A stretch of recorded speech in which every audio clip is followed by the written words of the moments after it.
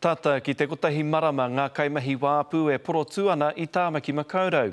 I nāia nei kua kaha ke tā rātau tū i te toko maha o ngā kaimahi no ngā moka katoa o te motu e tautoko ana i tā rātau tohe. He whakatairana i te kōrero ki te kotahi te kākaho kawhati. Engari ki te kāpuia e kore e whati.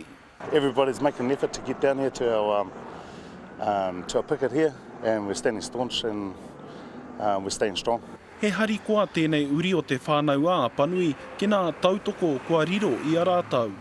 Kei te kōti arohe nā kaimahi o te whananui ātara i tō rātau whakahe ki te tano i nā ipu i tētahi waka. Ko tā rātau kāre i tika nā āhuatana hauora waiora rānei, engari e whakapaetia ana nā te mea nā kaimahi kore uni ana i tāpai i nā ipu. He orite anō hoki mō tēnei waka ki roto o taurana moana. Happy with it so far, and of course we'll abide by the decision of the court. Anō hoki kua huitahi e nei me tētahi mānai uni ana no Amerika ki te āwhina i a rātau mō tēnei take. The worldwide solidarity will have a major bearing on the outcome of this dispute. I te rani nei i huitahi nā mana o te māpū i tō rātau a wanawana ki te ahuna o te māpū o Tāmaki Makaurau.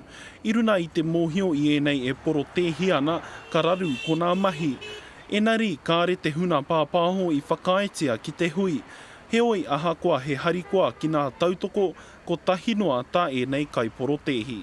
We're not wanting more money, it's not about money. We just want to work. Hei tēnei rā horo i kei te whakatūhia e nei i tētahi hīkoi porotehi mai te rori matua o Tāmaki Makaurau.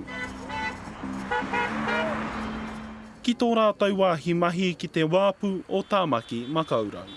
Rā pāre tāwhai te karere.